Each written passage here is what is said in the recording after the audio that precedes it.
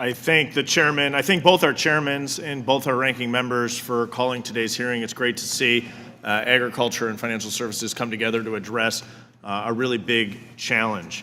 Why? Because I think it's time for Congress to get to work on digital asset rules, because the current regulation by enforcement practice is not working.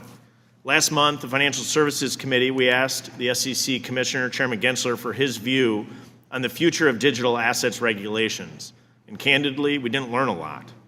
We didn't hear a path forward for digital asset regulation. Maybe one of the only things we learned was that Chairman Gensler's never traded a digital asset himself. We don't know what Chairman Gensler's plans are. There's not clear rules in front of us. And regulation by enforcement doesn't work. And the come in and register black box the register by black box is serving to chill the digital assets innovation. I don't think we can afford as a country to cede regulation to other countries. I'm concerned that it's going to move innovation outside the United States, move it overseas, costing Americans jobs, and putting U.S. retail investors ultimately at a disadvantage. And I think this hearing demonstrates that Congress is ready to do the job.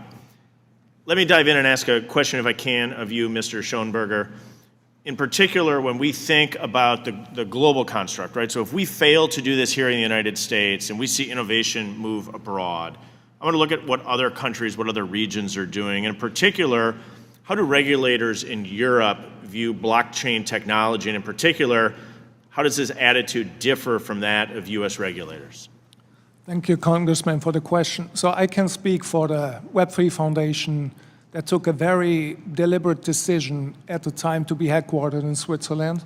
Switzerland provided very early on for a very clear regulatory framework, distinguishing between payment tokens, security tokens, and utility tokens.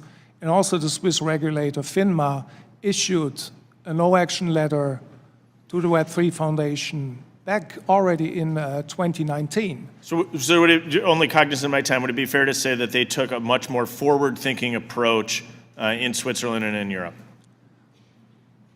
I would say so. I mean, this framework that they provided certainly provided the legal certainty to be headquartered there and have legal clarity around the classification instantly. Thank you very much. Only cognizant of my time. If I can, Mr. Durgee, if I can shift over to you. We look at the European Union recently approved its market in crypto assets regulations. What lessons can we take away from the EU's experiences as we craft our own market structured laws here in the United States? Yes, thank you for the question. As we look at the rollout of MiCA, which won't take place actually until 2024, it really is the first large-scale jurisdictional regulatory framework that we've seen from a major market. It's very focused on retail investors, in particular protecting them in the earlier stages of these projects and the project development, but I would say it would be a misstep to only look there.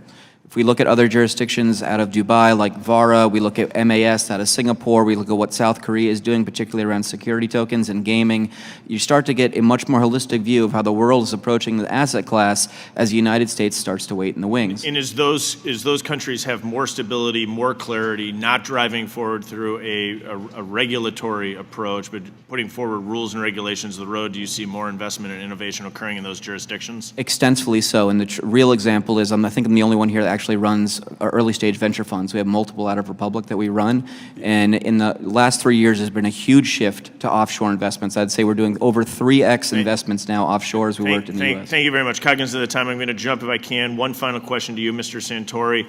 We've talked about the Howey test, how it's used, and in particular, do you think this efforts of others requirement is triggered when you have a digital asset project where holders contribute to the development and success of a functional or decentralized network? Thank you for the question, Congressman. No, I don't. I think that's actually quite rare. I think that the attraction of blockchain networks is, among other things, the ability to coordinate between large, otherwise disorganized groups whose efforts contribute to the code, but don't act together as issuers, who don't exercise managerial expertise over profits and losses. This is a very different environment than what was contemplated in Howey and its orange groves. Thank you very much, because one of the, as we all know, the requirements of the Howey test is that the profits be primarily derived from the efforts of others. I think your comment there is helpful. Mr. Chairman, I yield back.